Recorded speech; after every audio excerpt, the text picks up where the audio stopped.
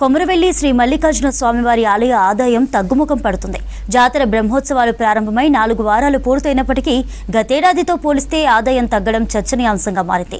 స్వామివారి ఆర్జిత సేవలు, వసతి గదులు, పట్నాలు, విరాళాలు వంటి వాటిని ఆన్లైన్లో కాకుండా డబ్బులు చెల్లించి ఆఫ్లైన్లోనే టికెట్లు కొనుగోలు చేస్తుండటంతో ఆలయంలో పనిచేసే సిబ్బంది చేతివాటం ప్రదర్శిస్తుండడం ఆదాయానికి గండిపడుతుందనే ఆరోపణలు వినిపిస్తున్నాయి.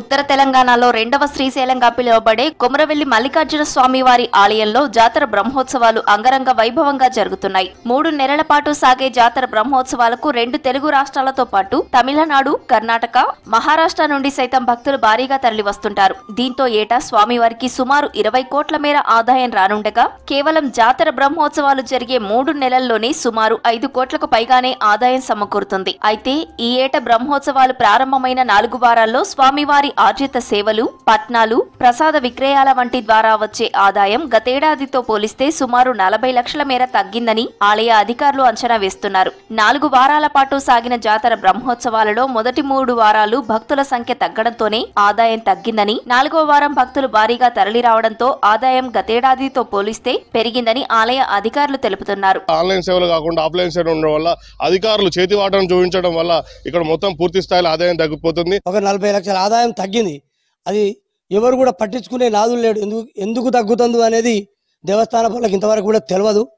ప్రశ్నించినా కూడా వాళ్ళు జవాబుదారులు అయితే ఎక్కడ జవాబు చెప్పట్లేదు. తెలంగాణ రాష్ట్రంలోనే ప్రముఖ పుణ్యక్షేత్రమైన ఈ ఆలయంలో నేటికి ఆఫ్లైన్ టికెట్ల రూపంలోనే ఆర్జిత సేవలు, పట్నాలు, వసతి గదులు, ప్రసాద విక్రయాలు వంటివి జరుపుతుండటంతో స్వామివారి ఆదాయానికి కొంతమేర గండిపడుతుందని పురోహితులు ఆరోపిస్తున్నారు. ఇంతటి సాంకేతిక యుగంలో ఆన్లైన్ సేవలను ప్రజలకు అందుబాటులోకి తీసుకుని వస్తే ఇటు భక్తులకు సౌకర్యంగా, అటు ఆలయ ఆదాయంలో పారదర్శకత ఉంటుందని పలువురు అభిప్రాయం వ్యక్తం చేస్తున్నారు. శివరాత్రి వారం ఉన్నది కాబట్టి శివరాత్రి వారం బ్రహ్మోత్సవాలు చాలా వైభవంగా జరుగుతాయి కాబట్టి అది వేల సంఖ్యలో పబ్లిక్ వచ్చే అవకాశం ఉన్నది కాబట్టి భక్తులకు ఎలాంటి ఇబ్బంది కలగకుండా కనీసం భక్తులను దృష్టిలో ఉంచుకొని వాళ్ళకు అవసరమైన సదుపాయాలు ఏర్పాటు చేసి ప్రభుత్వం చర్య తీసుకోవాలని చెప్పేసి మేము డిమాండ్ చేస్తున్నాం. గతంలో సైతం స్వామివారి పట్నాలు, శీఘ్ర దర్శన టికెట్లను పలువురు ఆలయ సిబ్బంది రీసైక్లింగ్ చేస్తూ పట్టుబడ్డ సందర్భాలు ఉండటం, ఈ మధ్య కాలంలో హుండీ లెక్కింపులో బంగారు ఆభరణాల సంచిని సిబ్బంది పక్కదారి పట్టించే ప్రయత్నం చేయడం, ఆలయ ఆదాయ వ్యయాల రికార్డులను చూపకపోవడం వంటి అక్రమాలు జరుగుతున్నాయని